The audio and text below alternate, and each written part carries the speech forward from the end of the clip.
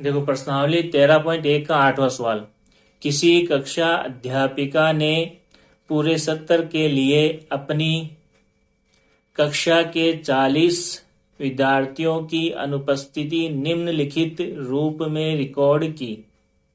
ठीक है, 40 विद्यार्थियों की अनुपस्थिति इस सारणी में हमें दे रखी है। करना क्या है हमें, एक विद्यार्थी जितने दिन अनुपस्थित रहा उनका मध्य ज्ञात कीजिए। ठीक है, तो हमें क्या करना है, अनुपस्थित दिनों का मध्य ज्ञात करना है इस सारणी की सहायता से। तो देखो इस सारणी का मध्य ज्ञात करने के लिए सबसे पहले हम प्रत्यक्ष विधि का उपयोग करेंगे।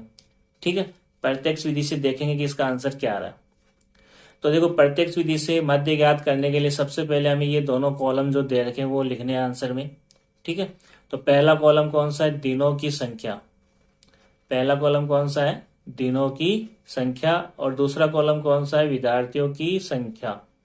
तो देखो पहले कॉलम में क्या दे रखा है हमें, 0 से 6 दिनों की संख्या में यहाँ पे क्या लिखेंगे, 0 से 6। फिर क्या दे रखा है, 6 से 10, तो यहाँ पे क्या लिखेंगे, 6 से 10।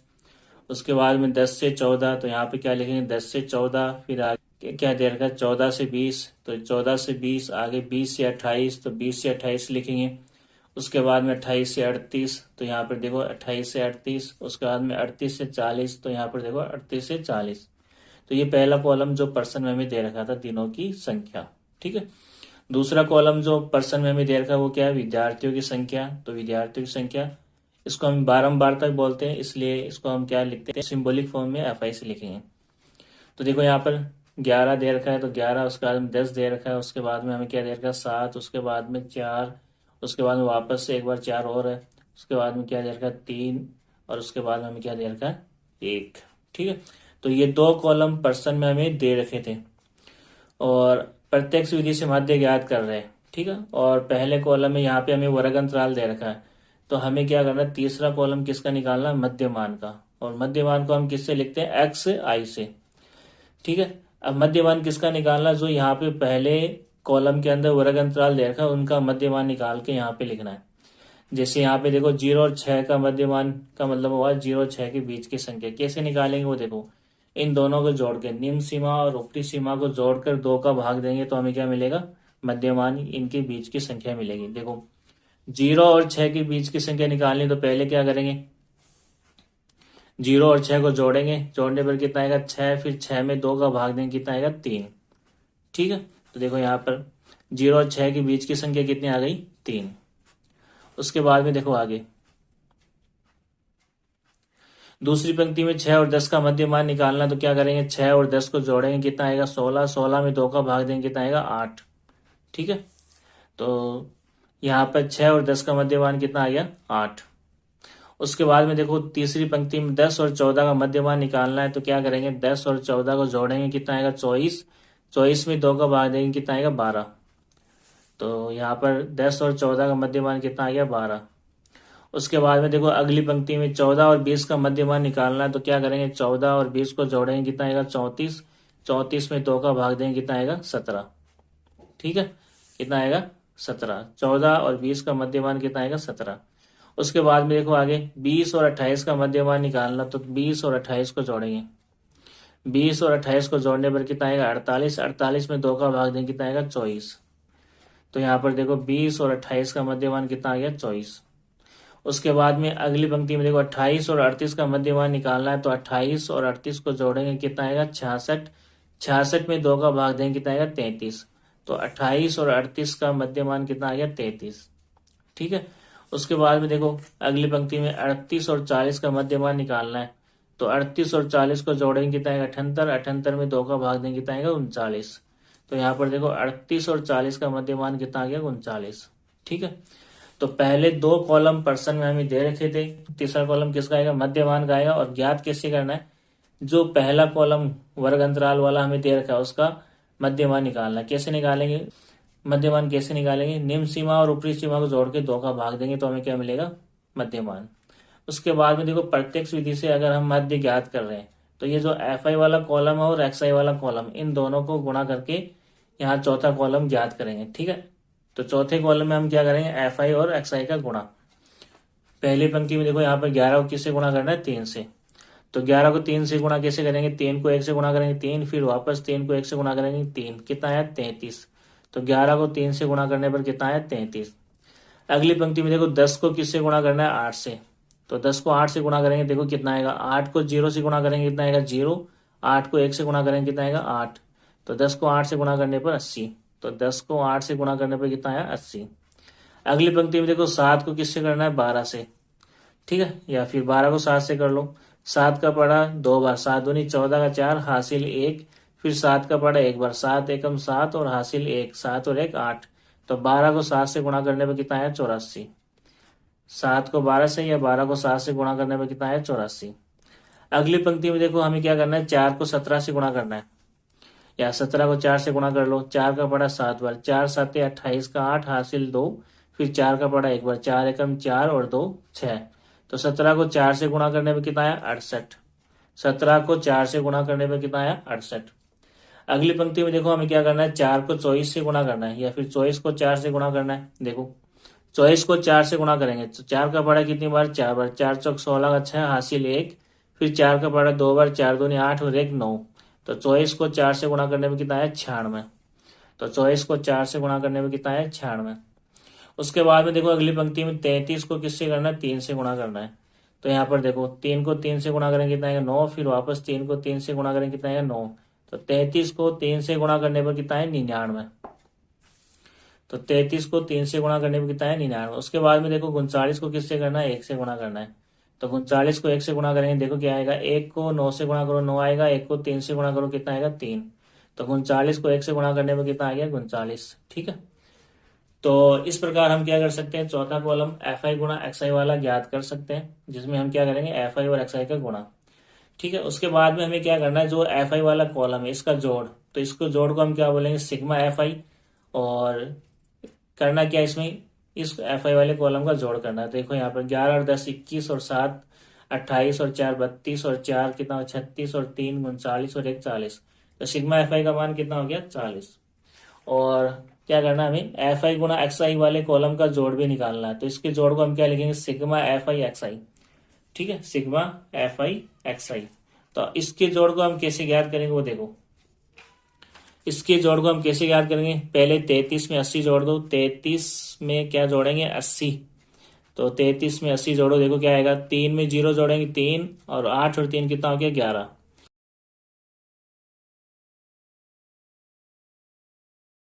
तो देखो 113 में हमें 84 जोड़ना है, ठीक है। अगला नंबर कौन सा है 84। तो इकाई अंक के नीचे इकाई अंक लिखो, दहाई अंक के नीचे दहाई अंक जोड़ो। 3 में 4 जोड़ें कितना आएगा 7, 1 और 8 कितना हो गया 9, 1 का 1, 197 आ गया। अब अगला नंबर कौन सा है 68। तो 68 लिखो यहाँ पर।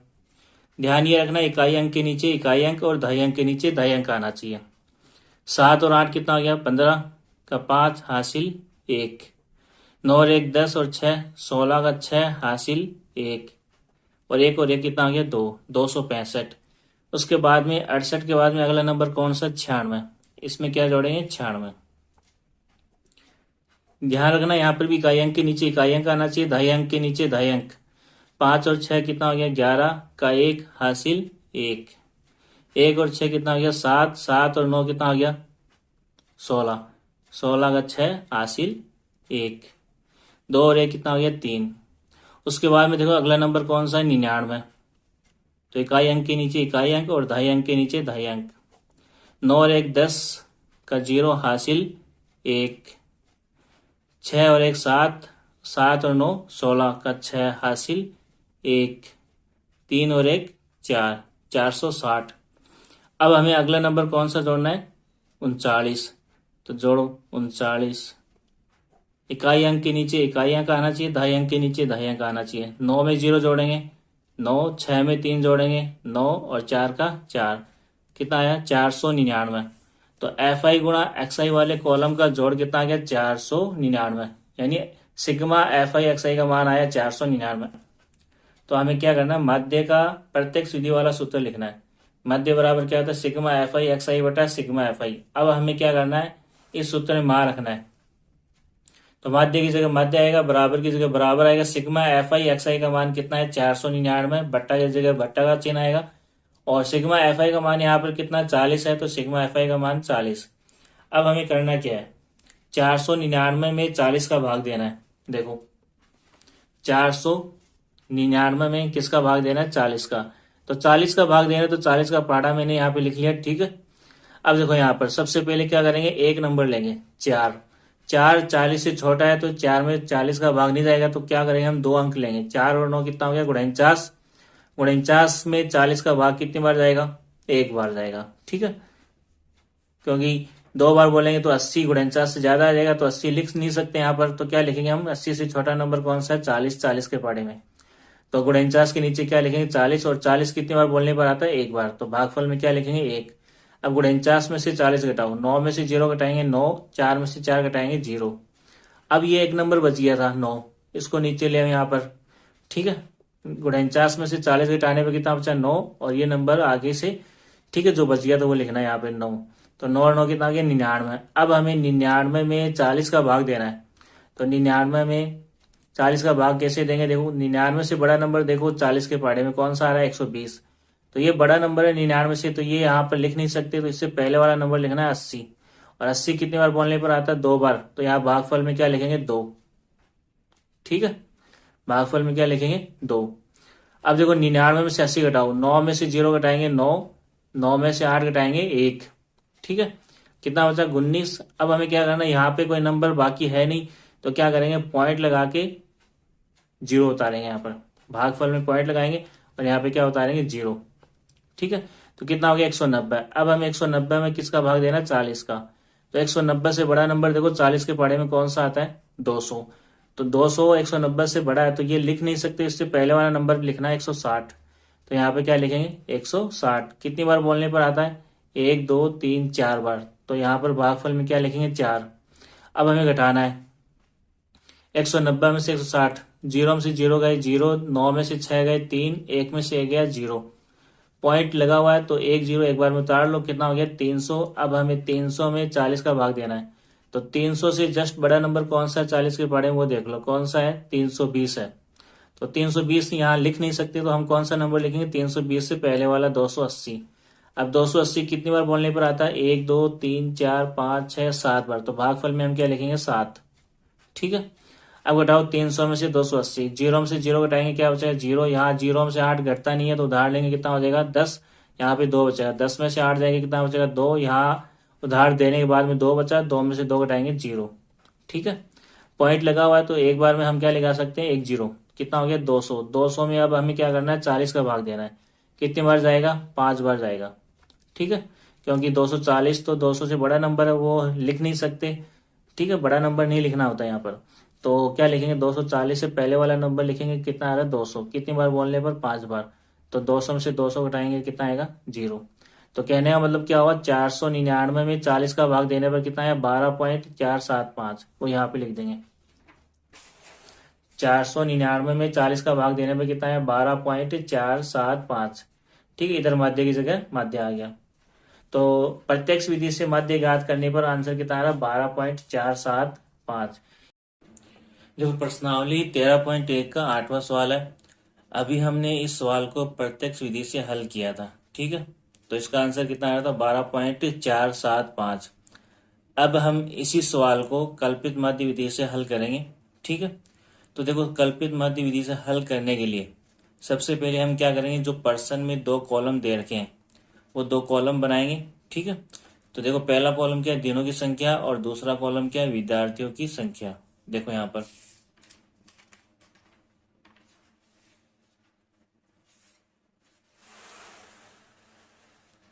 कल्पित माध्य विधि से माध्य ज्ञात करना, ठीक है। 13.1 का कौन सा सवाल है, 8वां। तो सबसे पहले हम क्या करेंगे, 2 कॉलम जो प्रश्न में हमें दे रखे हैं वो 2 कॉलम आंसर में बनाएंगे, ठीक है। पहला कॉलम क्या था, दिनों की संख्या। उसमें हमें क्या दे रखा था, 0 से 6, 6 से 10, 10 से 14, 14 से 20, 20 से 28, 28 से 38, 38 से 40, ठीक है। दूसरा कॉलम क्या था, विद्यार्थियों की संख्या, ठीक है। उसमें हमें क्या दे रखा था, 11, 10, 7, 4, 4, 3, 1। तो ये 2 कॉलम पर्सन में हमें दे रखे थे, ठीक है। और पहले कॉलम में अगर हमें वर्ग अंतराल दे रखा है तो तीसरा कॉलम हम कौन सा ज्ञात करेंगे, मध्यमान का, अगर मध्य ज्ञात कर रहे हैं तो। और मध्यमान को हम किससे लिखेंगे, xi से, ठीक है। और मध्यमान निकालेंगे कैसे, जो वर्ग अंतराल हमें दे रखा है उसकी निम्न सीमा और ऊपरी सीमा को जोड़कर 2 का भाग देंगे तो हमें क्या मिलेगा, मध्यमान xi का मान। तो देखो यहाँ पर पहली पंक्ति में 0 और 6 का मध्यमान निकालना है, तो पहले हम क्या करेंगे, 0 और 6 को जोड़ेंगे। देखो यहाँ पर 0 और 6 को जोड़ेंगे, 0 और 6 को जोड़ने पर कितना है 6, फिर 6 में 2 का भाग देंगे, कितना आएगा 3। देखो यहाँ पर 0 और 6 का मध्यमान कितना आ गया 3। उसके बाद में देखो आगे दूसरी पंक्ति में हमें किसका मध्यमान निकालना है, 6 और 10 का। तो हम क्या करेंगे, 6 और 10 को जोड़ेंगे, जोड़ने पर कितना आया 16, 16 में 2 का भाग देंगे, कितना आएगा 8। तो देखो यहाँ पर 6 और 10 का मध्यमान कितना आ गया 8। उसके बाद में देखो तीसरी पंक्ति में 10 और 14 का मध्यमान निकालना है, तो कैसे निकालेंगे, 10 और 14 को जोड़ेंगे, कितना आएगा 24, फिर 24 में 2 का भाग देंगे, कितना आएगा 12, ठीक है। तो 10 और 14 का मध्यमान कितना आ गया 12। उसके बाद में देखो यहाँ पर 14 और 20 का मध्यमान निकालना है, तो हम क्या करेंगे, 14 और 20 को जोड़ेंगे, कितना आएगा 34, 34 में 2 का भाग देंगे, कितना आएगा 17, ठीक है। तो 14 और 20 का मध्यमान कितना आ गया 17, 14 और 20 का मध्यमान कितना आ गया 17। उसके बाद में देखो अगली पंक्ति में 20 और 28 का मध्यमान निकालना है, तो हम क्या करेंगे, 20 और 28 को जोड़ेंगे, कितना आएगा 48, 48 में 2 का भाग देंगे, कितना आएगा 24। तो 20 और 28 का मध्यमान कितना आ गया 24, ठीक है। उसके बाद में देखो अगली पंक्ति में 28 और 38 का मध्यमान निकालना है, तो क्या करेंगे, 28 और 38 को जोड़ेंगे, कितना आएगा 66, 66 में 2 का भाग देंगे, कितना आएगा 33, ठीक है।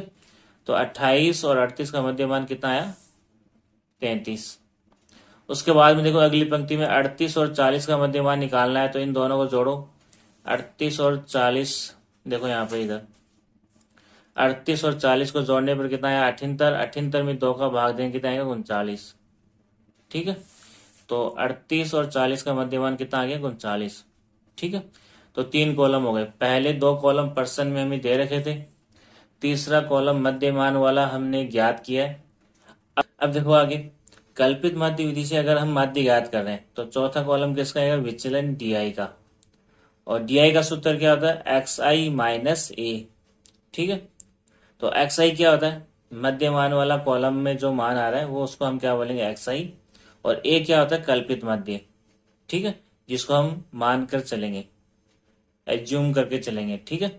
अब ए किसको हम मान के चलेंगे, मध्यमान वाला जो कॉलम है उसमें जो बीच की संख्या आ रही है उसको हम क्या मानेंगे, कल्पित माध्य ए।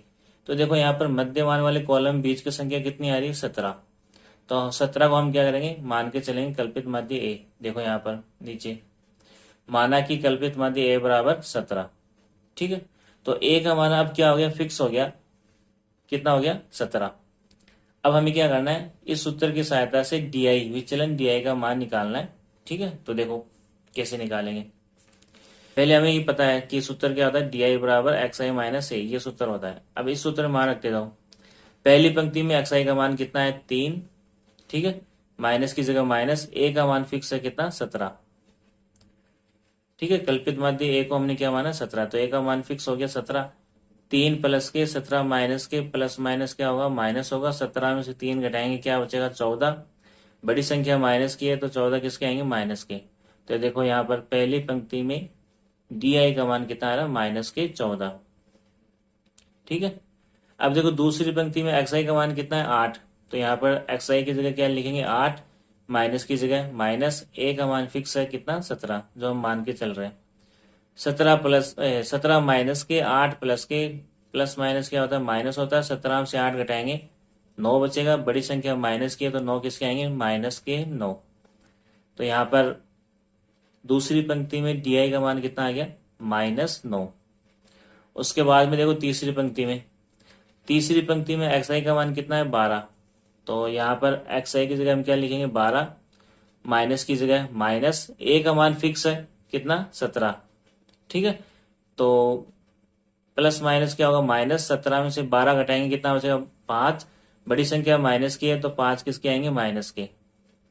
ठीक है, तो देखो यहाँ पर तीसरी पंक्ति में डी का मान कितना है, -5। उसके बाद में देखो अगली पंक्ति में एक्स आई का मान कितना है, 17। एक्स आई का मान कितना है, 17, माइनस की जगह माइनस, ए का मान कितना है, 17। ठीक है, 17 में से 17 घटाएंगे, क्या बचेगा, 0। तो देखो यहाँ पर डी आई का मान कितना आ गया, 0। उसके बाद में देखो अगली पंक्ति में एक्स आई का मान कितना है, 24। तो यहाँ पर एक्स आई की जगह क्या लिखा, 24, माइनस की जगह माइनस, ए का मान फिक्स है, कल्पित माध्य ए कितना है, 17। तो 24 प्लस के 17 माइनस के, 24 में से 17 घटाएंगे, कितना बचेगा, 7। अब की बार बड़ी संख्या प्लस की है तो 7 किसके आएंगे, प्लस के। तो यहाँ पर देखो डी आई का मान कितना आ गया, 7। उसके बाद में देखो अगली पंक्ति में एक्स आई का मान कितना है, 33। तो हम क्या करेंगे, एक्स आई की जगह क्या लिखेंगे, 33, माइनस की जगह माइनस, ए का मान फिक्स है, कल्पित मध्य ए का मान कितना है, 17। ठीक है, 33 में से 17 घटाएंगे, कितना बचेगा, 16। बड़ी संख्या प्लस की है तो 16 किसके आएंगे, प्लस के। तो यहाँ देखो इस पंक्ति में डी आई का मान कितना आ गया, प्लस के 16। उसके बाद में देखो अगली पंक्ति में एक्स आई का मान कितना है, 39। तो यहाँ पर एक्स आई का मान कितना आ गया, एक्स आई की जगह 39, माइनस की जगह माइनस, ए का मान फिक्स है, कल्पित माध्य ए का मान कितना है, 17। 39 में से 17 घटाएंगे, कितना बचेगा, 22। ठीक है, बड़ी संख्या प्लस की है तो 22 किसके आएंगे, प्लस के आएंगे। ठीक है, तो यहाँ पर देखो डी आई का मान कितना आ गया, 22। तो इस तरीके से हम डी आई, विचलन डी आई का मान ज्ञात कर सकते हैं। ठीक है, तो पहले 2 कॉलम तो प्रश्न में हमें दे रखे थे, तीसरा कॉलम मध्यमान वाला हमने ज्ञात किया। उसके बाद में चौथा कॉलम विचलन डी आई वाला वो हमने ज्ञात किया। अब हम क्या करेंगे, 5वां कॉलम एफ आई गुणा डी आई। तो इसमें क्या करेंगे, एफ आई और डी आई वाले कॉलम का गुणा करेंगे। ठीक है, एफ आई और डी आई वाले कॉलम का गुणा करेंगे। तो देखो यहाँ पर पहली पंक्ति में देखो, यहाँ पर एफ आई का मान कितना है, 11, और डी आई का मान कितना है, 14। तो 11 को 14 से गुणा करना है। तो देखो यहाँ पर 11 को 14 से गुणा करना है। 4 का पढ़ा एक बार बोलेंगे, कितना आएगा, 4 एकम 4। फिर वापस 4 का पढ़ा एक बार बोलेंगे, कितना आएगा, 4। अगली पंक्ति में 4 के नीचे क्रॉस लगाएंगे। फिर देखो 1 को 1 से गुणा करेंगे, तो 1 को 1 से गुणा करेंगे, कितना आएगा, 1। फिर वापस 1 को 1 से गुणा करेंगे, कितना आएगा, 1। अब इनको जोड़ दो, 4 और 0 कितना हो गया, 4। 4 और 1 कितना हो गया, 5, 1 का 1। तो 11 को 14 से गुणा करने पर 154 आया। यहाँ देखो 11 को 14 से गुणा किया, कितना है, 154। ये प्लस की संख्या है, ये माइनस की, तो प्लस माइनस गुणा होकर क्या आ गया, माइनस। उसके बाद में देखो अगली पंक्ति में एफ आई का मान कितना है, 10, डी आई का मान कितना है, 9। तो 10 को 9 से गुणा करना है, यानी 10 का पढ़ा 9 बार। तो 10 नाम 90, या फिर गुणा कर लो, देखो ऐसे 10 को 9 से गुणा करना है। 9 को 0 से गुणा करेंगे 0, 9 को 1 से गुणा करेंगे 9। ठीक है, तो कितना है, 90। तो 10 को 9 से गुणा करने पर कितना है, 90। ये प्लस की संख्या, ये माइनस की संख्या, तो प्लस माइनस क्या होता है, माइनस। तो माइनस के 90। उसके बाद में देखो अगली पंक्ति में यहाँ पर एफ आई का मान कितना है, 7, और डी आई का मान कितना है, 5। तो यहाँ पर क्या करना है, हमें 7 को 5 से गुणा करना है, यानी 7 का पढ़ा 5 बार। 7 पंजे 35, कितना आएगा, 7 पंजे 35। ये प्लस की संख्या, ये माइनस की संख्या, प्लस माइनस क्या हो गया, माइनस। ठीक है, उसके बाद में देखो अगली पंक्ति में एफ आई का मान कितना है, 4, और डी आई का मान कितना है, 0।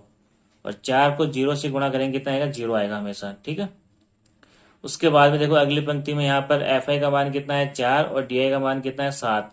यानी 4 का पढ़ा हमें कितनी बार बोलना है, 7 बार। 4 सत्ते 28, दोनों प्लस है, तो आंसर किस में आएगा, प्लस में आएगा। उसके बाद में देखो अगली पंक्ति में 3 को 16 से गुणा करना है, या फिर 16 को 3 से गुणा कर लो, कितना आएगा, 16 3 48, दोनों प्लस है, तो आंसर किस में आएगा, प्लस में आएगा। ठीक है, उसके बाद में देखो अगली पंक्ति में यहाँ पर एफ आई का मान कितना है, 1, और डी आई का मान कितना है, 22। तो 22 को 1 से गुणा कर लो, या 1 को 22 से गुणा कर लो, कितना आएगा, 22 आएगा।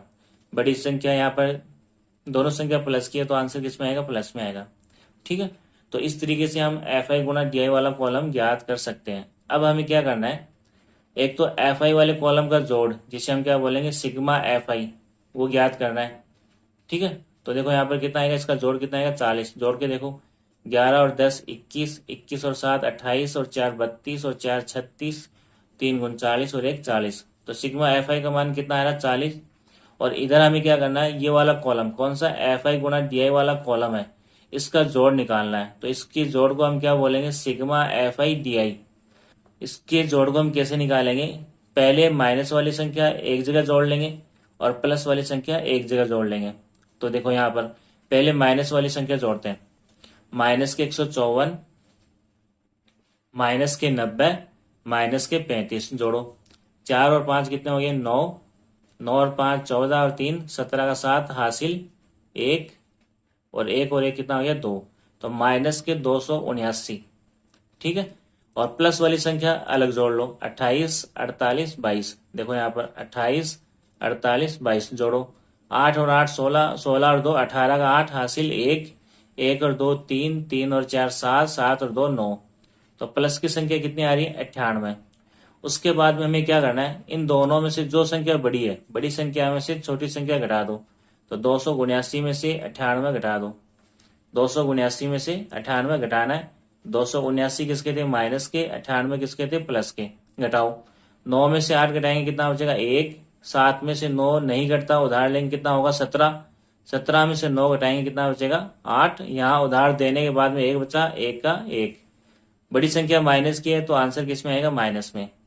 ठीक है, तो इस तरीके से हम क्या कर सकते हैं सिग्मा एफ आई डी आई का मान निकाल सकते हैं। तो सिग्मा एफ आई डी आई का मान कितना है माइनस के 181। ठीक है, उसके बाद में हमें क्या करना है, कल्पित माध्य विधि से माध्य ज्ञात करने वाला सूत्र लिखना हमें। तो देखो वो क्या होता है, माध्य बराबर A plus sigma F I D I बटा सिग्मा एफ आई। ये कल्पित माध्य विधि से माध्य ज्ञात करने का सूत्र है।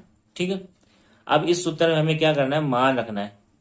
तो देखो माध्य की जगह माध्य, बराबर की जगह बराबर। ए का मान कितना माना था हमने 17, तो ए की जगह कितना आएगा 17, प्लस की जगह plus. Sigma F I D आई का मान कितना है माइनस के 181। तो सिग्मा एफ आई डी आई की जगह हम क्या लिखेंगे माइनस के 181, माइनस के 181 बटा सिग्मा एफ आई का मान कितना है 40। तो सिग्मा एफ आई की जगह क्या लिखेंगे 40। ठीक है, उसके बाद में देखो आगे माध्य की जगह माध्य आएगा, बराबर की जगह बराबर, 17 की जगह 17। ब्रैकेट हटाएंगे तो प्लस माइनस गुणा होकर क्या होगा माइनस। और यहां पर हमें क्या करना है 181 में 40 का भाग देना है। देखो 181 में 40 का भाग देना है। ठीक है, तो यहाँ पर पहले क्या करेंगे एक अंक लेंगे। एक 40 से छोटा है, इसमें भाग नहीं रहेगा, तो हम क्या करेंगे 2 अंक लेंगे। 1 और 8 कितना हो गया 18। 18 भी 40 से छोटा है, तो फिर हम क्या करेंगे तीनों अंक लेंगे 181। अब हमें क्या करना है 181 में 40 का भाग देना है। तो हम यहाँ पर क्या करेंगे 181 से बड़ा नंबर देखेंगे 40 के पाड़े में, वो कौन सा है 200। तो 200 181 से बड़ा है, तो ये नहीं लिखना है, ये नंबर 200 181 के नीचे नहीं लिखना है, इससे पहले वाला नंबर लिखना है। तो 200 से पहले वाला नंबर कौन सा 160, तो वो लिखना है यहाँ पर 181 के नीचे। और कितनी बार बोलने पर आता है 1 2 3 4, तो ये 4 बार बोलने पर आता है 160। तो ये 4 कहाँ लिखेंगे भागफल में। अब घटाओ, देखो 1 में से 0 घटाएंगे 1, 8 में से 6 घटाएंगे 2, 1 में से 1 घटाएंगे 0। आगे कोई संख्या है नहीं तो पॉइंट लगा के क्या करो 0 उतार लो, कितना हो गया 210। अब हमें 210 में 40 का भाग देना है। तो 210 से बड़ा नंबर देखो यहाँ पर कौन सा है 240। तो 240 लिख नहीं सकते, तो इससे पहले वाला नंबर लिखना हमें 200। अब कितनी बार बोलने पर आता है 1 2 3 4 5, तो भागफल में क्या लिखेंगे 5, और यहाँ पर क्या लिखेंगे 210 के नीचे 200। घटाओ, 0 में से 0 घटाएंगे 0, 1 में से 0 घटाएंगे 1, 2 में से 2 घटाएंगे 0। ठीक है, और पॉइंट लगाओ तो 1 0 एक बार में उतार लेंगे, कितना हो गया 100। 100 में 40 का भाग दो, तो 100 से बड़ा नंबर कौन सा 120, वो लिखना नहीं है, तो उससे पहले वाला नंबर हम लिखेंगे। कितना लिखेंगे 80। कितनी बार बोलने पर आया 2 बार, तो भागफल में 2। घटाओ, 0 में से 0 घटाएंगे 0, और यहाँ पर 0 में से 8 नहीं घटता है तो उधार लेंगे, कितना हो जाएगा 10। 10 में से 8 गए 2, यहाँ उधार देने के बाद 0 बचा, 0 का 0 आ जाएगा यहाँ पर। पॉइंट लगा हुआ एक बार में, यहाँ पर क्या उतार लेंगे 0। 200 हो गया, 200 में 40 का भाग देना है, कितनी बार जाएगा 5 बार, क्योंकि ये तो 240 बड़ा है तो ये लिख नहीं सकते, तो इससे पहले वाला नंबर क्या लिखेंगे 200 यहाँ पर। और 200 कितनी बार बोलने पर आता है 40 का बड़ा 5 बार, तो भागफल में 5 और यहाँ पर क्या लिखेंगे 200, घटाएंगे तो क्या बचेगा 0 0। तो 181 में 40 का भाग देने पर कितना है 4.525, वो यहाँ पर लिख देंगे। 181 में 40 का भाग देने पर कितना आया 4.525, 4.525। ठीक है, अब हमें क्या करना है, देखो अगले स्टेप में माध्य की जगह माध्य, बराबर की जगह बराबर, 17 में से 4.525 घटाना है। तो देखो कैसे घटाएंगे, 17 में पॉइंट नहीं है तो कहाँ लगाएंगे सीधे हाथ की तरफ, ये 17, ये सीधे हाथ की तरफ पॉइंट, और यहाँ पे चाहे इतने 0 लगा लो। पॉइंट के सामने पॉइंट आना चाहिए, क्या घटा रहे हैं हम 4 पॉइंट, तो पॉइंट के सामने पॉइंट आ गया। ठीक है, जो लेफ्ट में नंबर आ रहा था वो लेफ्ट में लिख दो, जैसे 4 किसके नीचे लिखेंगे 7 के नीचे, बाकी के जो राइट साइड में नंबर आ रहे हैं उसको राइट साइड में लिख दो 525। अब घटाओ, देखो 0 में से 5 नहीं कटता तो ये इससे उधार लेगा, इसके पास 0 है तो ये इससे उधार लेगा, इसके पास भी कुछ नहीं है तो ये इससे उधार लेगा। 7 ने इसको उधार दिया, यहाँ 6 बचा, ये 10 हो गया। 10 में से एक उधार इसको दिया, यहाँ पर 9 बचा, ये 10 हो गया। 10 में से एक उधार इसको दिया है तो ये 9 हो गया, ये 10 हो गया। 10 में से 5 गए, कितना बचेगा 5। यहाँ पर कितना था 9 उधार देने के बाद, 9 में से 2 गया, कितना बचा 7। यहाँ पर उधार देने के बाद में कितना बचा 9, 9 में से 5 गए 4, पॉइंट के सामने पॉइंट, 7 ने इसको उधार दिया तो कितना बचा 6। 6 में से 4 घटाएंगे 2 और 1 का 1, कितना है 12.475। ठीक है, तो हम यहाँ पर क्या लिखेंगे 17 में से 4.525 घटाने पर कितना है 12.475। ठीक है, तो ये कल्पित माध्य से हमने माध्य ज्ञात किया है। प्रत्यक्ष विधि से जो माध्य हमने ज्ञात किया था तब भी आंसर यही आ रहा था, कल्पित माध्य विधि से आंसर हमने ज्ञात किया तब भी क्या है 12.475। तो दोनों विधि अलग अलग है लेकिन आंसर दोनों से क्या आएगा सेम आएगा। ठीक है, इसके बाद भी हम इसी सवाल को पग विचलन विधि से हल करेंगे, तब भी यही आंसर आना चाहिए। ठीक है, वो इसके बाद में करेंगे। प्रश्नावली 13.1 का 8वां सवाल। इस सवाल को हमने प्रत्यक्ष विधि से हल कर लिया था, आंसर कितना आया था 12.475। उसके बाद में इस सवाल को हमने कल्पित माध्य विधि से भी हल किया था, उससे भी आंसर कितना आ रहा था 12.475। अब हम इस सवाल को पग विचलन विधि से हल करेंगे। ठीक है, और चेक करेंगे इसका आंसर क्या आ रहा है। तो देखो सबसे पहले हम क्या करेंगे, हल के अंदर जो पर्सन के अंदर 2 कॉलम हमें दे रखे हैं, सबसे पहले वो 2 कॉलम बनाएंगे। देखो यहाँ पर पग विचलन विधि से माध्य ज्ञात कर रहे हैं हम। ठीक है, तो सबसे पहले जो 2 कॉलम पर्सन के अंदर दे रखे हैं वो लिख रहे हैं हम। पहला कॉलम क्या था दिनों की संख्या, और इसमें हमें क्या दे रखा था 0 से 6, 6 से 10, 10 से 14, 14 से 20, 20 से 28, 28 से 38, 38 से 40। ठीक है, और दूसरा कॉलम क्या दे रखा था हमें विद्यार्थियों की संख्या, जिसे हम FI से लिखेंगे। ठीक है, FI से क्यों लिख रहे हैं, क्योंकि ये बारंबारता कहलाती है। उसमें हमें क्या दे रखा था दूसरे कॉलम में, वो देखो 11, 10, 7, 4, 4, 3, 1। ठीक है, तो ये 2 कॉलम पर्सन में हमें दे रखे थे, तो सबसे पहले हमें क्या करना है हल के अंदर ये 2 कॉलम ही बनाने। उसके बाद में अगर हम माध्य ज्ञात कर रहे हैं और हमें यहाँ पे दे रखा है वर्ग अंतराल, ठीक है, तो उस स्थिति में सबसे पहला काम जो हमारा होगा वो होगा मध्यमान xi का मान ज्ञात करना। बिना xi के हम माध्य ज्ञात नहीं कर सकते। अगर यहाँ पे वर्ग अंतराल दे रखा है तो हम सबसे पहले क्या करेंगे मध्यमान xi का मान ज्ञात करेंगे।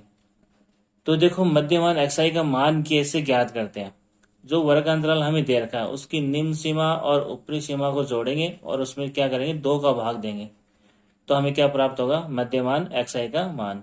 ठीक है, तो देखो पहली पंक्ति में 0 और 6 का मध्यमान निकालना है, तो हम क्या करेंगे 0 और 6 को जोड़ेंगे, कितना आएगा 6, फिर 6 में 2 का भाग देंगे, कितना आएगा 3। तो 0 और 6 का मध्यमान कितना आ गया 3। उसके बाद में देखो आगे 6 और 10 का मध्यमान निकालना है, तो हम क्या करेंगे 6 और 10 को जोड़ेंगे, कितना आएगा 16, और 16 में 2 का भाग देंगे, कितना आएगा 8।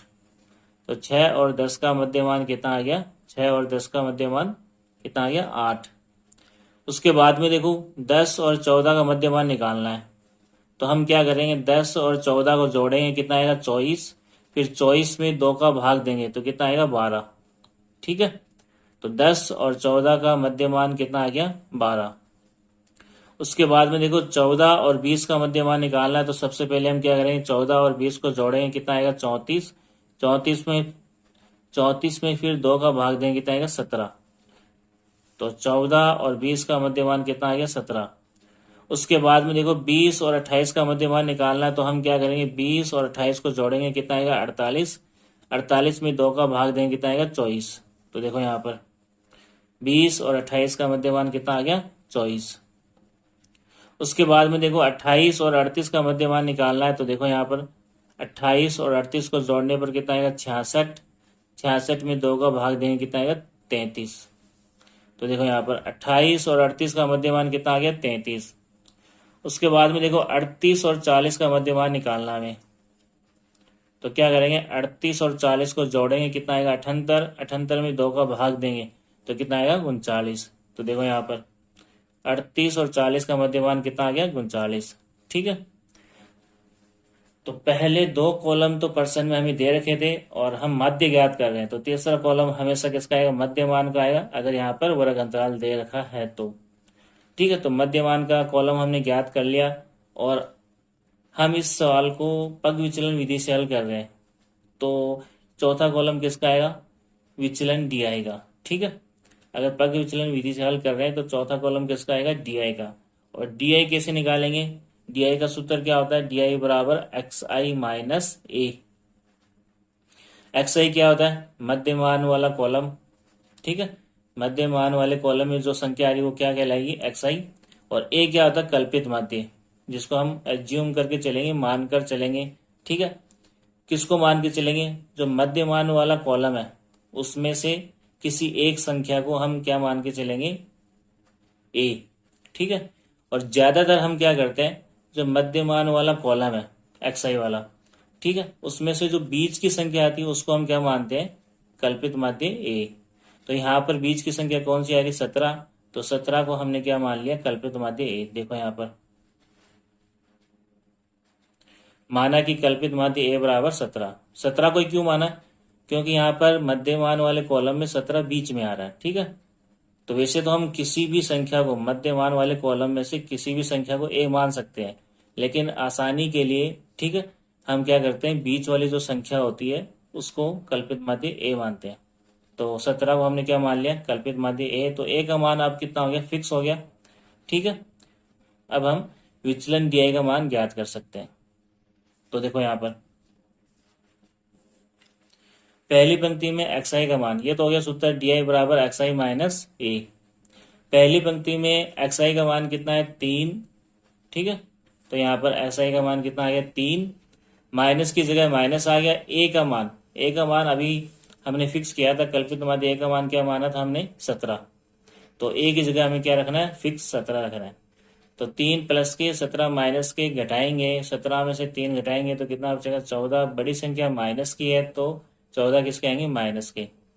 तो देखो यहाँ पर पहली पंक्ति में डी आई का मान कितना आ गया, माइनस के 14। उसके बाद में देखो दूसरी पंक्ति में एक्स आई का मान कितना है, दूसरी पंक्ति में एक्स आई का मान कितना है, 8। ठीक है, माइनस की जगह माइनस, ए का मान फिक्स है कितना, 17 जो हमने माना है। 8 प्लस के 17 माइनस के, 17 में से 8 घटाएंगे क्या बचेगा, 9। बड़ी संख्या माइनस की है तो 9 किसके आएंगे, माइनस के। तो देखो दूसरी पंक्ति में डी आई का मान कितना आ गया, माइनस के 9। उसके बाद में देखो तीसरी पंक्ति में एक्स आई का मान कितना है, 12। तो हमें क्या करना है, एक्स आई की जगह क्या रखना है, 12। माइनस की जगह क्या आएगा, माइनस, और ए का मान क्या है, फिक्स है कितना, 17। अब 12 प्लस के 17 माइनस के, प्लस माइनस क्या होता है, माइनस होता है। 17 में से 12 घटाएंगे कितना बचेगा, 5। बड़ी संख्या माइनस के तो 5 किसके बचेंगे, माइनस के 5। तो देखो तीसरी पंक्ति में डी आई का मान कितना आ गया, माइनस के 5। उसके बाद में देखो यहाँ पर चौथी पंक्ति में एक्स आई का मान कितना है, 17। तो हमें क्या करना है, एक्स आई की जगह क्या रखना है, 17। माइनस की जगह माइनस, माइनस की जगह माइनस आएगा और ए का मान फिक्स है कितना, 17। 17 में से 17 घटाएंगे क्या बचेगा 0। ठीक है, तो यहाँ पर देखो इस पंक्ति में डी का मान कितना आ गया 0। उसके बाद में देखो अगली पंक्ति में यहाँ पर एक्स आई का मान कितना है 24 है। तो देखो एक्स आई की जगह हम क्या रखेंगे 24, माइनस की जगह माइनस ए का मान फिक्स है कितना 17, प्लस के 24 माइनस के 17 घटाएंगे, 24 में से 17 घटाएंगे तो कितना बचेगा 7। बड़ी संख्या प्लस की है तो अब की बार 7 किसके आएंगे प्लस के। तो देखो इस पंक्ति में डी का मान कितना आ गया प्लस के 7। उसके बाद में देखो अगली पंक्ति में एक्स आई का मान कितना है 33। तो हमें क्या करना है एक्स आई की जगह क्या लिखना है 33, माइनस की जगह माइनस आएगा, ए का मान फिक्स है 17, 33 प्लस के 17 माइनस के घटाएंगे तो क्या बचेगा 16। बड़ी संख्या प्लस की है तो 16 किसके आएंगे प्लस के। तो देखो यहाँ पर इस पंक्ति में डी आई का मान कितना आ गया 16। उसके बाद में अगली पंक्ति में एक्स आई का मान कितना है 39। तो यहाँ पर हम क्या करेंगे एक्स आई की जगह 39 लिखेंगे, माइनस की जगह माइनस आएगा, ए का मान कितना है 17 फिक्स है। तो 39 में से 17 घटाएंगे कितना बचेगा 22। बड़ी संख्या प्लस की है तो 22 किसके आएंगे प्लस के। तो इस पंक्ति में डी का मान कितना आ गया 22। ठीक है, अब देखो पग विचलन विधि से इस सवाल को हम हल कर रहे हैं। तो अगला कॉलम किसका आएगा यूआई का। अब यूआई कैसे ज्ञात करते हैं, यूआई का सूत्र क्या होता है वो देखो, यूआई बराबर डी आई बटे एच। अब डी आई क्या था एक्स आई माइनस ए, तो या तो डी आई बटा एच लिख दो या फिर एक्स माइनस ए बटा एच, दोनों एक ही बात है। ठीक है, अब डी आई तो हम ज्ञात कर चुके हैं, यहाँ पर एच क्या है यहाँ पे वर्ग माप। ठीक है, जो यहाँ पर हमें वर्ग अंतराल दे रखा है इनका अंतर कितना है वो एच होता है। लेकिन इस प्रश्न में यहाँ पे जो वर्ग अंतराल दे रखा है वो असमान वर्ग अंतराल है सभी पंक्तियों में। जैसे देखो यहाँ पर पहली पंक्ति में 0 और 6 कितने का अंतर आ रहा है 6 का अंतर आ रहा है। दूसरी पंक्ति में 6 से 10, तो 6 से 10 कितने का अंतर आ रहा है 4 का।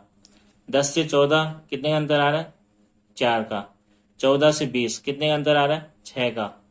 20 से 28 कितने का अंतर आ रहा है 8 का। 28 से 38 10 का। 38 से 40 2 का। तो यहाँ पे जितने भी वर्ग अंतराल दे रखे हैं हमें, ठीक है, उन वर्ग अंतराल में जो अंतर आ रहा है वो क्या समान नहीं आ रहा है। ठीक है, जब वर्ग अंतराल समान नहीं हो तो उस स्थिति में इस सवाल को पग विचलन विधि से हल करना ज्यादा मुश्किल हो जाएगा, किसकी तुलना में प्रत्यक्ष विधि से और कल्पित माध्य विधि की तुलना में। ठीक है, हालांकि हम इसको पग विचलन विधि से हल कर सकते हैं लेकिन ज्यादा मुश्किल हो जाएगा। और ये जो दोनों विधि है, कौन सी विधि, कल्पित माध्य विधि और पग विचलन विधि, दोनों विधि सवाल को आसान बनाने के लिए, मुश्किल बनाने के लिए नहीं है। ठीक है, ठीक है ना, इस बात का ध्यान रखना है। तो जब भी असमान वर्ग अंतराल हमें मिल जाए तो उस सवाल को हमें पग विचलन विधि के बजाय या तो प्रत्यक्ष विधि से हल करेंगे या फिर कल्पित माध्य विधि से हल करेंगे। हालांकि इस सवाल को हम पग विचलन विधि से हल कर रहे हैं ताकि हमें पता चले कि ऐसे सवाल को पग विचलन विधि से भी हल किया जा सकता है, लेकिन एग्जाम में ये प्रीफर नहीं करना है, इस मेथड को प्रीफर नहीं करना है जिसमें असमान वर्ग अंतराल आ रहा हो। ठीक है, तो देखो यहाँ पर एच क्या मानेंगे, तो जो सबसे छोटा अंतर आ रहा है किसके बीच में 38 से 40 कितने का अंतर आ रहा है 2 का, उसी को हम क्या मान लेंगे एच, उसी को हम क्या मान लेंगे एच बराबर 2। ठीक है, अब एच का मान फिक्स हो गया, एच का मान क्या हो गया फिक्स हो गया, कितना हो गया एच का मान 2। ठीक है, अब हमें यू आई ज्ञात करना है, डी आई बटा एच। यू आई का सूत्र क्या होता है डी आई बटा एच, एच का मान फिक्स हो गया। अब देखो यहाँ पर मान रखो सूत्र में, पहली पंक्ति में डी आई का मान कितना है 14, पहली पंक्ति में डी आई का मान कितना है माइनस के 14 बटा एच का मान फिक्स है कितना 2। ठीक है, 14 में 2 का भाग दें कितनी बार जाएगा 2 साते 14, 7 बार। चिन्ह किसका रहेगा माइनस का, तो पहली पंक्ति में यू आई का मान कितना आ गया माइनस के 7। उसके बाद में देखो दूसरी पंक्ति में डी आई का मान कितना है माइनस के 9, दूसरी पंक्ति में डी आई का मान कितना है माइनस के 9 बटा एच, एच का मान कितना है 2। 9 में 2 का भाग देंगे, ठीक है, या फिर 9 का आधा कितना होता है 4.5, 4.5। चिन्ह किसका रहेगा माइनस का। तो दूसरी पंक्ति में यू आई का मान कितना आया माइनस के 4.5। उसके बाद में देखो तीसरी पंक्ति में डी आई का मान कितना है माइनस के 5। डी आई का मान कितना है -5 बटा एच का मान कितना है, फिक्स है कितना, 2। तो 5 में 2 का भाग देंगे या फिर 5 का आधा करेंगे, कितना आएगा, 2.5। 2.5 यानी 2.5, चिन्ह किसका रहेगा, माइनस का। तो यहाँ पर इस पंक्ति में यू आई का मान कितना आ गया, -2.5। उसके बाद में देखो अगली पंक्ति में डी आई का मान कितना है, 0। तो डी आई की जगह 0, और 0 में हमें क्या करना है, 2 का भाग देना है। 2 का भाग क्यों दे रहे हैं, क्योंकि यहाँ पर एच का मान कितना है, 2 है। 0 में 2 का भाग देंगे कितना आएगा, 0 आएगा। तो देखो यहाँ पर यू आई का मान कितना आ गया, 0। उसके बाद में देखो अगली पंक्ति में डी आई का मान कितना है, 7 है। तो अगली पंक्ति में डी आई का मान कितना रखेंगे, 7, और एच का मान कितना है, 2। ठीक है, एच का मान हमने कितना फिक्स किया है, 2। तो 7 में 2 का भाग दें, कितना आएगा, 3.5, यानी 7 का आधा कितना होता है, 3.5, 3.5। तो इस पंक्ति में यू आई का मान कितना आ गया, 3.5। उसके बाद में देखो अगली पंक्ति में डी आई का मान कितना है, 16। तो यहाँ पर हम क्या करेंगे, डी आई की जगह 16 लिखेंगे और एच की जगह 2। 16 में 2 का भाग देंगे, कितनी बार कटेगा, 8 बार। ठीक है, तो यहाँ पर यू आई का मान कितना आ गया, 8। उसके बाद में अगली पंक्ति में डी आई का मान कितना है, 22। तो हम क्या करेंगे, डी आई की जगह 22 लिखेंगे और बट्टा में एच, एच की जगह क्या लिखेंगे, 2। तो 22 में 2 का भाग दें, कितनी बार कटेगा, 11 बार। तो कितना आ गया, 11। ठीक है, तो यहाँ पर यू आई का मान कितना आ गया, 11। तो इस तरीके से हम क्या कर सकते हैं, एच का मान फिक्स करके यू आई का मान ज्ञात कर सकते हैं। ठीक है, और एच का मान कैसे फिक्स करेंगे, अगर असमान वर्ग अंतराल है, अगर समान वर्ग अंतराल है तो यहाँ पे वो एच का मान हो ही जाएगा, वर्ग माप एच। ठीक है, सब में समान आएगा, उसी का भाग देना है। और अगर असमान वर्ग अंतराल है तो उस स्थिति में हम क्या करेंगे, जो सबसे कम अंतर आ रहा है उसी को हम क्या मान लेंगे, एच। जैसे यहाँ सबसे कम अंतर कितने का आ रहा है, 2 का आ रहा है, तो उसको हमने क्या मान लिया, एच बराबर 2। ठीक है, अब देखो आगे अगला कॉलम कौन सा आएगा, एफ आई गुणा यू आई का। तो इसमें हम क्या करेंगे, जो एफ आई वाला कॉलम है उसको यू आई वाले कॉलम के साथ गुणा करके यहाँ पर लिखेंगे। जैसे देखो यहाँ पर पहली पंक्ति में एफ आई का मान 11, यू आई का मान -7। तो 11 को किससे गुणा करना है, 7 से। तो देखो 7 को 1 से गुणा करेंगे 7, 7 को 1 से गुणा करेंगे 7, 11 7 77। ठीक है, तो यहाँ पर पहली पंक्ति में 11 को 7 से गुणा करने पर कितना है, 77। ये प्लस की संख्या है, ये माइनस की संख्या है, तो प्लस माइनस क्या हो जाएगा, माइनस। ठीक है, उसके बाद में देखो दूसरी पंक्ति में एफ आई का मान 10 है और यू आई का मान कितना है, -4.5। तो हम क्या करेंगे, 4.5 को 10 से गुणा करेंगे। तो देखो यहाँ पर 0 को 5 से गुणा करेंगे 0 आएगा, फिर 0 को 4 से गुणा करेंगे 0 आएगा, फिर यहाँ पर 0 के नीचे क्या लगाएंगे, क्रॉस। फिर 1 को 5 से गुणा करेंगे 5 आएगा, 1 को 4 से गुणा करेंगे 4 आएगा। 0 का 0, 0 में 5 जोड़ेंगे 5, 4 का 4।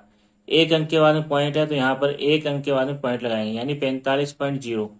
45.0 को हम क्या लिख सकते हैं, 45 भी लिख सकते हैं।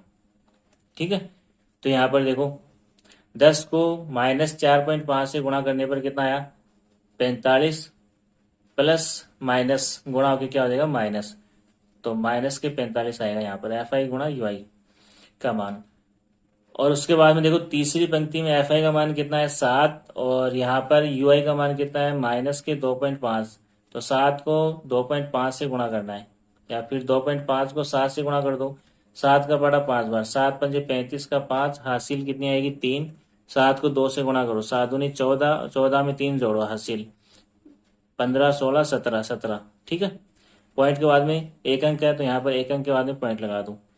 तो 2.5 को 7 से गुणा करने पर कितना आया, 17.5। प्लस माइनस गुणा होकर क्या हो जाएगा, माइनस। ठीक है, तो 7 को -2.5 से गुणा करने पर माइनस के 17.5 आ गया। उसके बाद में देखो अगली पंक्ति में 4, एफ आई का मान कितना है, 4, यू आई का मान कितना है, 0। 4 को 0 से गुणा करेंगे कितना आएगा, 0 आएगा। ठीक है, 0 को किसी भी संख्या से गुणा करो क्या आएगा, 0 आएगा। उसके बाद में अगली पंक्ति में देखो एफ आई का मान कितना है, 4, और यू आई का मान कितना है, 3.5। तो हमें क्या करना है, 3.5 को 4 से गुणा करना है। तो देखो यहाँ पर 4 को 5 से गुणा करेंगे, 4 पंजे 20 का 0 हासिल 2, फिर 4 को 3 से गुणा करेंगे, 4 तिये 12 और 2 14। पॉइंट के बाद में एक अंक है तो एक अंक के बाद में पॉइंट लगा दो यहाँ पर, तो कितना है 14.0। 14.0 को हम क्या लिख सकते हैं 14। ठीक है, पॉइंट के बाद में 0 है तो उसका कोई महत्व नहीं है। ठीक है, तो यहाँ पर देखो 4 को 3.5 से गुणा करने पर कितना आ गया 14। दोनों प्लस की संख्या है तो 14 किसके आएंगे प्लस के आएंगे। उसके बाद में देखो अगली पंक्ति में एफ आई का मान 3 और यहाँ पर यू आई का मान 8, तो इसको डायरेक्ट गुणा कर लो। 3 का बड़ा 8 बार या 8 का बड़ा 3 बार, 3 8 24, दोनों प्लस है तो ये 24 किसके आएंगे प्लस के आएंगे। उसके बाद में देखो अगली पंक्ति में एफ आई का मान कितना है 1 और यू आई का मान कितना है 11, तो इसको भी डायरेक्ट गुणा कर लो। 11 का बड़ा एक बार बोल लूँ या 1 का बड़ा 11 बार बोल लूँ, तो 11 एकम 11, तो यहाँ पर एफ आई गुणा यू आई का मान कितना आ गया 11। ठीक है, अब हमें क्या करना है एफ आई वाले कॉलम का जोड़, जिसे हम क्या बोलते हैं सिग्मा एफ आई। ठीक है, तो इसका जोड़ करना है और यहाँ पर एफ आई गुणा यू आई वाले कॉलम का जोड़ यानी सिग्मा एफ आई यू आई का मान ज्ञात करना है। तो पहले देखो एफ आई वाले कॉलम का जोड़ करते हैं। 11 में 10 जोड़ेंगे कितना आएगा 21, 21 में 7 जोड़ेंगे 28, 28 में 4 जोड़ेंगे 32, 32 में 4 जोड़ेंगे 36, 36 में 3 जोड़ने पर कितना है 39, 39 में 1 जोड़ेंगे कितना आएगा 40। तो सिग्मा एफ आई का मान कितना आ गया 40। और इधर देखो यहाँ पर इसको जोड़ने का तरीका क्या होगा, माइनस वाली संख्या अलग जोड़ लो और प्लस वाली संख्या अलग जोड़ लो। तो देखो यहाँ पर माइनस वाली संख्या माइनस के 77, पॉइंट नहीं है तो कहाँ लगाएंगे सीधे हाथ की तरफ, तो माइनस के 77.0। दूसरी संख्या कौन सी है माइनस के 45, पॉइंट नहीं है तो कहाँ लगाएंगे सीधे हाथ की तरफ, तो माइनस के 45.0। तीसरी संख्या कौन सी है माइनस के 17.5, तो पॉइंट के सामने पॉइंट आएगा और सीधे हाथ की तरफ 5 है, पॉइंट के सीधे हाथ की तरफ, और उल्टे हाथ की तरफ जो नंबर है वो उल्टे हाथ की तरफ लिख देंगे। अब इनको जोड़ो, 0 प्लस 0 कितना होगा 0, फिर 0 में 5 जोड़ेंगे कितना आएगा 5, 7 और 5 12, 12 और 7 19 का 9 हासिल 1, 1 और 7 8, 8 और 4 12 और 1 13। ठीक है, तो 139.5 ये तो आ गया माइनस का। और प्लस वाली संख्या कितनी है वो देखो यहाँ पर 14 24 11, 14 24 11 जोड़ो, 4 और 4 8 और 1 9, 1 और 2 3 और 1 4, तो प्लस की संख्या कितनी है 49। तो जो यहाँ पे बड़ी संख्या है उसमें से छोटी संख्या घटा दो। बड़ी संख्या कौन सी है माइनस के 139.5, उसमें से क्या घटाना है 49 घटाना है। तो देखो यहाँ पर पॉइंट के सामने क्या आना चाहिए पॉइंट आना चाहिए। ठीक है, अब घटाओ, 5 में से 0 घटाएंगे 5 बचेगा, पॉइंट के सामने पॉइंट आ रहा है। 9 में से 9 घटाएंगे 0 बचेगा, 3 में से 4 घटता नहीं उधार लेगा कितना होगा 13, यहाँ पे क्या बचेगा 0, 13 में से 4 घटाएंगे कितना बचेगा 9, यहाँ पर उधार देने के बाद में क्या बचा 0, 0 में से 0 घटाएंगे क्या बचेगा 0। अब बड़ी संख्या यहाँ पर कौन सी है माइनस की है, तो ये 90.5 किसके आएंगे माइनस के आएंगे। ठीक है, तो यहाँ पर हम क्या लिखेंगे सिग्मा एफ आई यू आई का मान कितना आ गया माइनस के 90.5। ठीक है, उसके बाद में हमें क्या करना है यहाँ पर पग विचलन विधि से माध्य ज्ञात करने वाला सूत्र लिखना है। ठीक है, तो माध्य बराबर क्या होता है A plus sigma F I U I बटा सिग्मा एफ आई गुणा एच। अब देखो मान रखेंगे, माध्य की जगह माध्य आ गया, बराबर की जगह बराबर आ गया। ए का मान क्या था 17 था, तो ए की जगह कितना आ गया 17, प्लस की जगह प्लस आ गया। सिग्मा एफ आई यू आई का मान कितना है माइनस 90.5, तो सिग्मा एफ आई यू आई का मान माइनस 90.5 बटा चिन्ह लगाओ। सिग्मा एफ आई का मान देखो यहाँ पर कितना है 40 है, तो सिग्मा एफ आई की जगह क्या लिखेंगे 40 गुणा एच। एच का मान देखो यहाँ पर हमने क्या माना था 2। ठीक है, तो एच की जगह क्या लिखेंगे 2, एच की जगह क्या लिखेंगे 2। उसके बाद में देखो अगले स्टेप में माध्य की जगह माध्य, बराबर की जगह बराबर, 17 की जगह 17, ब्रैकेट हटाएंगे तो प्लस माइनस गुणा होकर क्या हो जाएगा माइनस। और यहाँ पर 90.5 को हम किससे गुणा करेंगे 2 से, 90.5 गुणा 2 बट्टा में कितना आएगा 40। उसके बाद में देखो अगले स्टेप में माध्य की जगह माध्य, बराबर की जगह बराबर, 17 की जगह 17, माइनस की जगह माइनस, 90.5 को 2 से गुणा करना है। देखो यहाँ पर 90.5 को हमें किससे गुणा करना है 2 से, 2 का बड़ा 5 बार बोलो, 2 पंजे 10 का 0 हासिल 1, फिर हमें क्या करना है 2 का बड़ा 0 बार पढ़ना है। 2 को 0 से गुणा करेंगे कितना आएगा 0, फिर 0 में हासिल 1 जोड़ेंगे कितना आएगा 1, फिर 2 का बड़ा 9 बार बोलने पर कितना आएगा 2 9 18, तो 18 यहाँ पर देखो पॉइंट के बाद में कितने अंक है, 1 अंक है, तो 1 अंक के बाद में यहाँ पर हम पॉइंट लगा देंगे। तो 90.5 को 2 से गुणा करने पर कितना आया, 181.0। पॉइंट के बाद में 0 है तो उसका कोई महत्व नहीं है, इसको हम क्या लिख सकते हैं, 181। तो देखो यहाँ पर 90.5 को 2 से गुणा करने पर कितना आ गया, 181। बट्टा में कितना है, 40 है, तो बट्टा में 40 लिखेंगे, माइनस की जगह माइनस, 17 की जगह 17, और यहाँ पर देखो बराबर की जगह बराबर आएगा और माध्य की जगह माध्य। उसके बाद में देखो हमें क्या करना है, 181 में 40 का भाग देना है। 181 में हमें किसका भाग देना है, 40 का। तो देखो यहाँ पर 181 में 40 का भाग देना है, तो पहले हम क्या करेंगे, 40 का पाड़ा लिख लेंगे। तो 40 का पाड़ा मैंने यहाँ पे लिख लिया है। अब देखो यहाँ पर सबसे पहले 1 अंक लेंगे। एक में 40 का भाग नहीं जाएगा क्योंकि 1 40 से बहुत छोटा है। तो हम क्या करेंगे, फिर 2 अंक लेंगे, 1 और 8। 2 अंक लेने पर ये संख्या कितनी हो गई, 18। 18 में 40 का भाग देंगे, तो 18 में 40 का भाग नहीं जाएगा क्योंकि 18 भी 40 से छोटा है। तो फिर हम क्या लेंगे, 3 अंक ले लेंगे, 181। अब हमें क्या करना है, 181 में 40 का भाग देना है। तो देखो 40 के पहाड़े में 181 से बड़ा नंबर कौन सा आता है, 200। 200 181 से बड़ा है तो ये लिख नहीं सकते, तो इससे पहले वाला नंबर लिखेंगे कौन सा, 160। तो 181 के नीचे क्या लिखेंगे, 160। और 160 कितनी बार बोलने पर आता है 40 का पहाड़ा, 1 2 3 4। तो भागफल में क्या लिखेंगे, 4 लिखेंगे। ठीक है, घटाओ, 1 में से 0 घटाएंगे क्या बचेगा, 1 बचेगा। 8 में से 6 घटाएंगे क्या बचेगा, 2। 1 में से 1 घटाएंगे क्या बचेगा, 0। आगे कोई संख्या है नहीं तो पॉइंट लगा के यहाँ पे क्या उतार लेंगे, 0। तो संख्या कितनी हो गई, 210। अब हमें 210 में 40 का भाग देना है। तो 210 से बड़ा नंबर देखो 40 के पहाड़े में कौन सा आता है, 240। तो 240 बड़ा नंबर है। ठीक है, तो ये लिख नहीं सकते, तो इससे पहले वाला नंबर लिखेंगे 200। तो 210 के नीचे क्या लिखेंगे, 200। और 200 कितनी बार पढ़ने पर आता है 40 का पहाड़ा, 5 बार। तो भागफल में क्या लिखेंगे, 5। घटाओ, 0 में से 0 घटाएंगे क्या बचेगा, 0। 1 में से 0 घटाएंगे 1। 2 में से 2 घटाएंगे क्या बचेगा, 0। ठीक है, पॉइंट लगा हुआ है, एक बार में 1 0 उतार सकते हैं। तो कितना हो गया, 100। अब हमें क्या करना है, 100 में 40 का भाग देना है।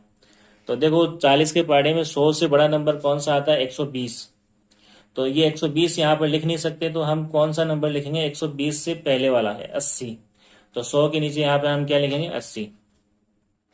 ठीक है, और 80 40 का पहाड़ा कितनी बार बोलने पर आता है, 2 बार। तो भागफल में हम क्या लिखेंगे, 2।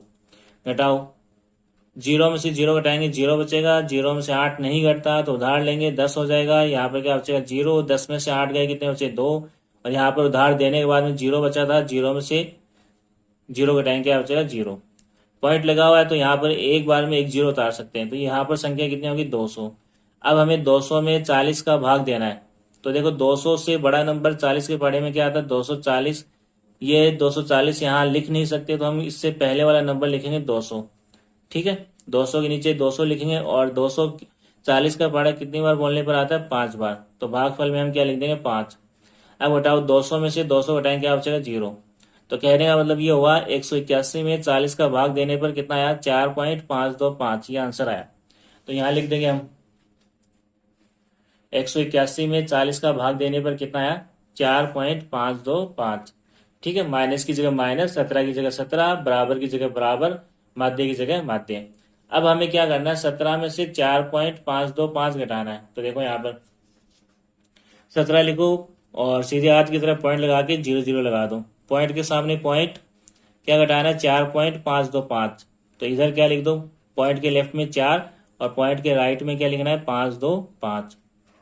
तो देखो 0 में से 5 घटाएंगे तो 0 में से 5 नहीं घटता, तो ये किसी उधार लेगा इससे। इसके पास कुछ नहीं है तो ये किसके पास जाएगा, उधार लेने के लिए इसके पास। इसके पास भी कुछ नहीं है तो ये उधार लेने के लिए किसके पास जाएगा, 7 के पास। 7 ने इसको 1 उधार दिया तो यहाँ कितना बचा, 6। ये कितना हो गया, 10। 10 में से 1 इसको उधार देगा तो यहाँ कितना बचेगा, 9। ये कितना हो जाएगा, 10।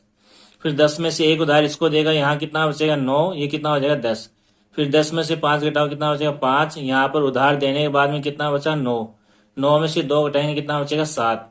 और यहाँ पर उधार देने के बाद में कितना बचा था, 9। 9 में से 5 घटाएंगे क्या बचेगा, 4। पॉइंट के सामने पॉइंट लिखना है। और यहाँ पर उधार देने के बाद में कितना बचा, 6। 6 में से 4 घटाएंगे कितना बचेगा, 2 और 1 का 1। तो 17 में से 4.525 घटाने पर कितना आया, 12.475। वो यहाँ पर लिख दो। 17 में से 4.525 घटाने पर कितना है 12.475, बराबर की जगह बराबर, माध्य की जगह माध्य। तो पग विचलन विधि से माध्य अगर ज्ञात करेंगे तब भी आंसर वही आएगा 12.475। ठीक है, 12.475। तो देखो इस सवाल में ध्यान क्या रखना है, अगर वर्ग अंतराल समान नहीं है तो उस स्थिति में इस सवाल को पग विचलन विधि से हल करने का कोई मतलब नहीं है, क्योंकि यहाँ पर ये पग विचलन विधि से आसान होने की बजाय मुश्किल हो जाएगा ज्यादा। ठीक है, हाँ पग विचलन विधि से हल कर सकते हैं, ऐसा नहीं है कि पग विचलन विधि से हल कर नहीं सकते, हल कर सकते हैं पग विचलन विधि से, आंसर भी आ जाएगा। लेकिन ये प्रत्यक्ष विधि और कल्पित माध्य विधि की तुलना में ज्यादा मुश्किल हो जाएगा। ठीक है, तो इसलिए हम ऐसे सवाल को जिसमें वर्ग अंतराल समान नहीं है उसको पग विचलन विधि से हल करने के बजाय किससे करेंगे, प्रत्यक्ष विधि या फिर कल्पित माध्य विधि से। कक्षा 10 की गणित का अध्याय 13, नाम क्या है, सांख्यिकी। तो सबसे पहले हम बात करेंगे महत्वपूर्ण सूत्र की। इस प्रश्नावली में, इस अध्याय में काम में आने वाले महत्वपूर्ण सूत्र कौन कौन से हैं उसकी बात करेंगे हम। सबसे पहला सूत्र देखो, माध्य ज्ञात करने की प्रत्यक्ष विधि का सूत्र क्या होता है, माध्य बराबर सिग्मा एफ आई एक्स आई बटा सिग्मा एफ आई। ठीक है, ये माध्य ज्ञात करने का कौन सा तरीका है, प्रत्यक्ष विधि का। उसके बाद में देखो दूसरा सूत्र, माध्य ज्ञात करने की कल्पित माध्य विधि का सूत्र। माध्य बराबर क्या होता है, A plus sigma F I D I बटा सिग्मा एफ आई। ये कल्पित माध्य विधि से माध्य ज्ञात करने का सूत्र है, जहां पर डी आई का मतलब क्या होता है, डी आई बराबर एक्स आई माइनस ए, और ए का मतलब क्या होता है, कल्पित माध्य। ठीक है, उसके बाद में देखो आगे तीसरा सूत्र कौन सा है, माध्य ज्ञात करने की पग विचलन विधि का सूत्र। माध्य बराबर क्या होता है, A plus sigma F I U I बटा सिग्मा एफ आई गुणा एच। ठीक है, ये कौन सा सूत्र है, माध्य ज्ञात करने का पग विचलन विधि का सूत्र। क्या होता है, जहां पर यू का मतलब क्या होता है, एक्स आई माइनस ए बटा एच। ठीक है, अब ए का मतलब क्या है, कल्पित माध्य, और एच का मतलब क्या है, वर्ग माप, यानी वर्ग अंतराल कितने का है, वो एच का मतलब है। ठीक है, उसके बाद में देखो आगे चौथा सूत्र,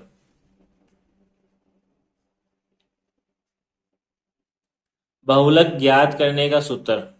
चौथा, बहुलक बराबर क्या होता है, L plus F one minus F zero बटा 2f1 minus F zero minus F2 गुणा एच। ये बहुलक का सूत्र है। ठीक है, जहां पर L बराबर क्या है, बहुलक वर्ग की निम्न सीमा, H का मतलब वर्ग अंतराल की माप। ठीक है, कितने का अंतराल चल रहा है वो H का मतलब है। F1 का मतलब बहुलक वर्ग की बारंबारता, F0 का मतलब बहुलक वर्ग से ठीक पहले वर्ग की बारंबारता, और F2 का मतलब क्या होता है, बहुलक वर्ग के ठीक बाद में आने वाले वर्ग की बारंबारता। ठीक है, ये बहुलक का सूत्र हो गया। इसके बाद में देखो अगला सूत्र कौन सा है, माध्यक ज्ञात करने का सूत्र। पांचवा, माध्यक ज्ञात करने का सूत्र। माध्यक बराबर क्या होता है, एल प्लस एन बटा 2 माइनस सी एफ बटा एफ गुणा एच, जहां पर एल क्या है, माध्यक वर्ग की निम्न सीमा, एन प्रेक्षणों की संख्या, एन का मतलब क्या होता है, प्रेक्षणों की संख्या, और सी एफ का मतलब माध्यक वर्ग से ठीक पहले वाले वर्ग की संचयी बारंबारता, एफ का मतलब क्या होता है, माध्यक वर्ग की बारंबारता, और एच का मतलब वर्ग माप, यानी वर्ग अंतराल कितने का है वो एच का मतलब होता है। उसके बाद में देखो अगला सूत्र, माध्य बहुलक और माध्यक में संबंध।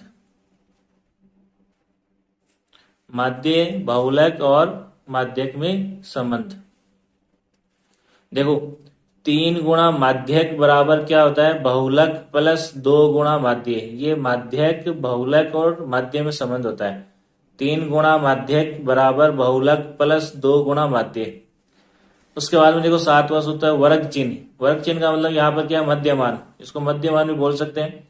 तो वर्ग चिन्ह निकालने का सूत्र क्या होता है, ऊपरी वर्ग सीमा प्लस निचली वर्ग सीमा बटा 2, ये मध्यमान या वर्ग चिन्ह निकालने का सूत्र होता है। उसके बाद में देखो छोटी क्लास में हमने ये भी पढ़ा है, माध्य का सूत्र ऐसा भी होता है, प्रेक्षणों का योग बटा प्रेक्षणों की संख्या, इसको भी हमें ध्यान में रखना है। उसके बाद में देखो आगे, अवर्गीकृत आंकड़ों का माध्यक ज्ञात करने के लिए पहले प्रेक्षणों के मानों को आरोही क्रम में व्यवस्थित करते हैं, उसके बाद में हम चेक करते हैं प्रेक्षणों की संख्या कितनी है। यदि n यानी प्रेक्षणों की संख्या विषम हो तो माध्यक कैसे निकालेंगे, n प्लस 1 बटा 2वां प्रेक्षण। ठीक है, कब, जब n यानी प्रेक्षणों की संख्या विषम हो, और जब प्रेक्षणों की संख्या सम हो तो माध्यक कैसे निकालेंगे, माध्यक बराबर n बटा 2वां और n बटा 2 प्लस 1वां प्रेक्षण, इन दोनों प्रेक्षणों के मानों का औसत निकालते हैं तो हमें क्या मिलेगा, माध्यक। यानी इसको हम ऐसे भी लिख सकते हैं, कैसे, देखो, यदि पदों की संख्या या प्रेक्षणों की संख्या क्या हो, यानी n का मान क्या हो, सम हो, तो हम क्या निकालते हैं, माध्यक कैसे निकालते हैं, n बटा 2वां पद प्लस n बटा 2 प्लस 1वां पद बटा 2। ठीक है, ये होता है माध्यक निकालने का सूत्र। ठीक है, जब अवर्गीकृत आंकड़े दिए हुए हों। और बहुलक कैसे निकालते हैं, अवर्गीकृत आंकड़ों का बहुलक कैसे निकालेंगे, जो संख्या सबसे अधिक बार आ रही है वो क्या होता है, बहुलक होता है। और माध्यक का मतलब बीच में आने वाली संख्या। ठीक है।